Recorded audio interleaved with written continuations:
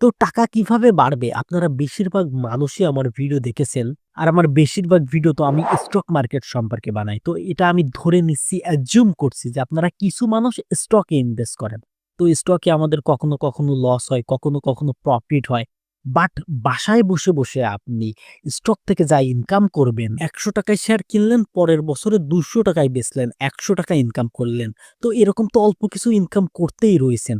কিন্তু যখন পর্যন্ত আপনার কাছে ওই স্টক আপনার অ্যাকাউন্টে আছে, আমার কাছে কিছু শেয়ার আছে ৫-৬ বছর ধরে। তো যখন পর্যন্ত আমার কাছে আমার অ্যাকাউন্টে ওই শেয়ার আছে, তখন পর্যন্ত ওই শেয়ারকে বসে থাকা শেয়ার বলে। যদি এর থেকে আপনার আপ টু ১০% রিটার্ন দেয় তাহলে? আর এটা সম্ভাব্য।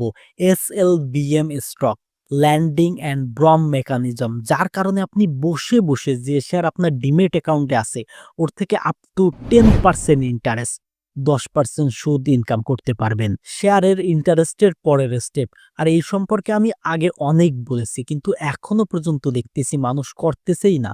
কিছু মানুষ বলবে, "আরে এ তো আপনি আগেও বলেছেন।" কিন্তু আমি কি করব বলেন? এটা তো আমার দায়িত্ব।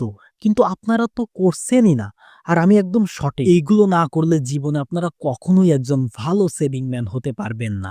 তো যতক্ষণ না আপনি করবেন, ততক্ষণই আমি বলতে থাকব।